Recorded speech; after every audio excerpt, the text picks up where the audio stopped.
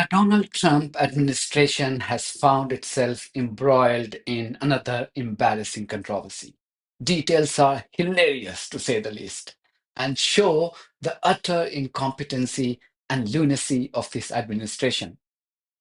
This was after The Atlantic magazine's editor in chief, Jeffery Goldberg, sensationally revealed that he was aware of the US airstrikes on Houthis in Yemen in advance, even though he is not part of the current US administration. The chain of events would make you laugh. And if you happen to be American citizens, you should cry because you have elected a bunch of lunatics who have absolutely no idea what they're doing. So here are the details.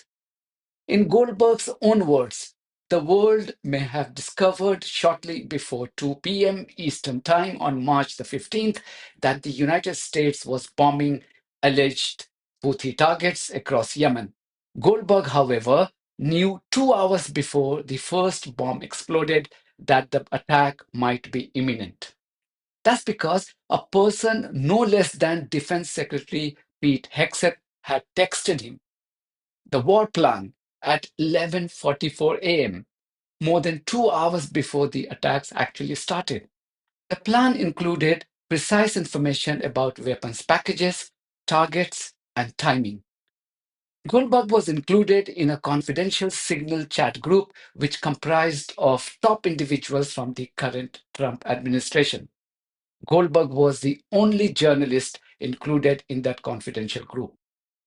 Watch this CNN journalist explain these embarrassing details. Yeah, we literally just received this piece from The Atlantic, and in it, Goldberg writes, U.S. national security leaders included me in a group chat about upcoming military strikes in Yemen. I didn't think it could be real. Then the bombs started falling.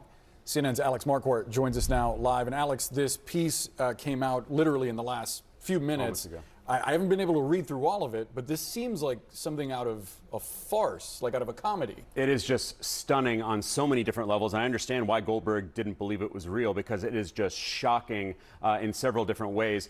Goldberg was added to a Signal chat with some of the most senior national security members of the Trump administration. Signal is a messaging app that is encrypted, probably why these officials thought that they could have a discreet conversation on there. But on it, in this chat that Goldberg was a witness to, they talk about the planning for the recent bombing of the Houthis that started on March 15th. They talk about current intelligence assessments. There's a full-on debate among these officials about whether they should carry out this bombing of the Houthis.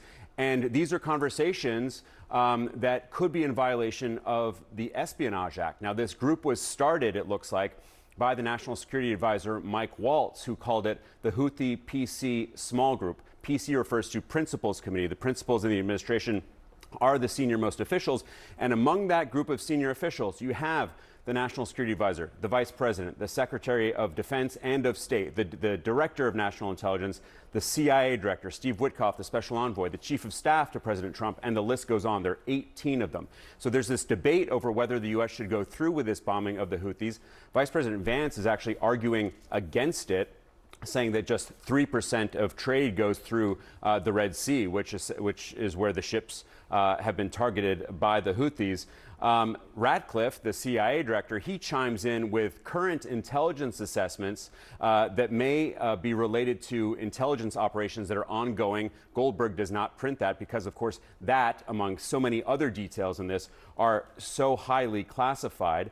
Hegseth, the Secretary of Defense, he chimes in saying that waiting a few weeks or a month wouldn't fundamentally change the calculus. And he notes, interestingly, that if this leaks, we look indecisive. Of course, it would eventually leak. Now, keep in mind, as they're having this discussion, Goldberg is watching all of this unfold, and he doesn't know, again, whether it's real, but he would quickly learn that it was. On the morning of March 15th, which is the day the bombings began, Hegseth, the Secretary of Defense, posted a team update at 11:44 in the morning saying the bombings were about to start 2 hours later. And in that message to this large group, again, including Goldberg, he posted operational details about these strikes that were about to happen, information about targets, about weapons, and the attack sequencing. 2 hours later, the strikes started. Goldberg looked up on Twitter and he started to see explosions happening in Yemen, and that's when he knew it was true. So it's clear that J.D. Vance and others had opposed the idea of military strikes targeting civilians in Yemen. And yet, warmonger Trump went ahead. Do you still need an evidence on who is running the US administration? Who benefits from military strikes on Yemen? You don't need to be a rocket scientist to know that this is the settler colony of Israel built on the stolen land of Palestine. Anyway, once the strikes happened and many innocent civilians were murdered, here is how some members of the confidential signal chat group reacted. And that's when these officials essentially started celebrating. You have John Ratcliffe, the CIA director, saying, "A good start." Mike Waltz, this national security advisor, responds with several emojis, as does Steve Witkoff, with two hands praying, a flexed bicep, and two American flags. So everyone approving of what just happened and celebrating. The National Security Council has not pushed back on this at all. They said that this chain was in fact real.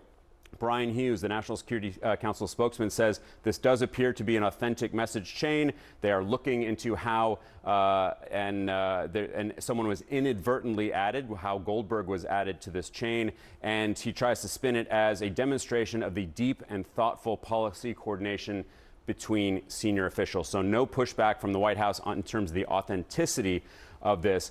But again, this may violate the Espionage Act. Jeffrey Goldberg and his colleague Shane Harris, who's an intelligence reporter, spoke with several lawyers who say that it may have violated the provisions that govern the handling of national defense information.